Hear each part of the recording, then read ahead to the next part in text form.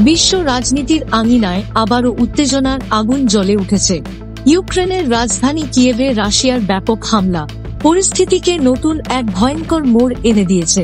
আজকের ভিডিওতে আমরা বিশ্লেষণ করব কি ঘটেছে, কেন ঘটেছে এবং সামনে কি হতে পারে। পুরো বিষয়টি জেনে নিই বিস্তারিতভাবে। গত রাতের শেষ প্রহরে যখন কিয়েভ শহর ঘুমে ডুবেছিল, ঠিক তখনই আকাশ জুড়ে দেখা দেয় অজস্র উজ্জ্বল আলোর রেখা। রাশিয়া একসাথে ছুড়ে দেয় প্রায় 430টি ড্রোন এবং 18টি ক্ষেপণাস্ত্র।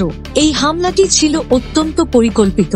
টার্গেট করা হয় স্কুল, হাসপাতাল, আবাসিক ভবন, বিদ্যুৎ কেন্দ্র এবং যোগাযোগ ব্যবস্থা। আকাশ জুড়ে বিস্ফোরণের শব্দ আর আগুনে ভরে ওঠে পুরো কিয়েভ। রাতভর হামলার ফলে কিয়েভের প্রায় প্রতিটি জেলা ক্ষতিগ্রস্ত হয়েছে।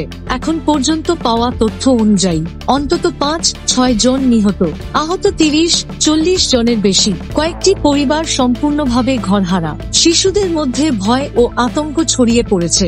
এছাড়া বিদ্যুৎ সরবরাহ ব্যবস্থা ধ্বংস হয়ে যাওয়ায় অনেক এলাকা এখনো অন্ধকারে ডুবে আছে। উদ্ধার কর্মীরা সারা রাত চেষ্টা চালিয়ে গেছেন ধ্বংসস্তূপের নিচ থেকে মানুষকে জীবিত বের করতে। ইউক্রেন প্রেসিডেন্ট ভলোদিমির জেলেনস্কি বলেন, এই হামলা মানবতার বিরুদ্ধে পরিকল্পিত অপরাধ।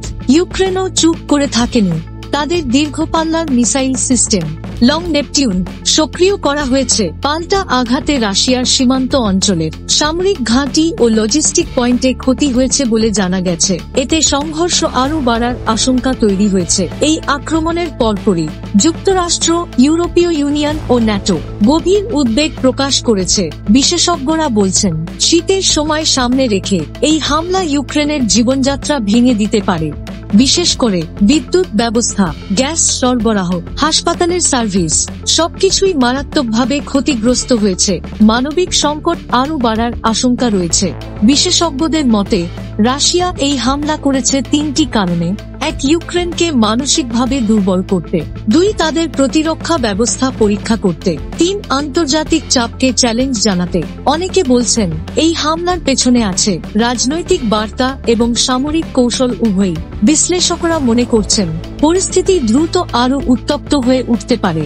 নতুন হামলার আশঙ্কা, ন্যাটোর সরাসরি জড়িত হওয়ার ঝুঁকি, ইউরোপের নিরাপত্তা হুমকির মুখে। এছাড়া বিশ্ব অর্থনীতিতেও চাপ বাড়তে পারে। তেল, খাদ্য, গ্যাসের দাম আবার বাড়তে পারে। এই ছিল ইউক্রেনের ওপর রাশিয়ার সাম্প্রতিক হামলার পূর্ণ বিশ্লেষণ। পরিস্থিতি দ্রুত বদলাচ্ছে। নতুন আপডেট পাওয়া মাত্রই আমরা তা নিয়ে আসবো আপনাদের সামনে। ভিডিওটি ভালো লাগলে লাইক, কমেন্ট, ফলো করুন এবং ইউটিউবে যারা ভিডিওটি দেখছেন আপনারা সাবস্ক্রাইব করতে ভুলবেন না। ভালো থাকুন, নিরাপদে থাকুন।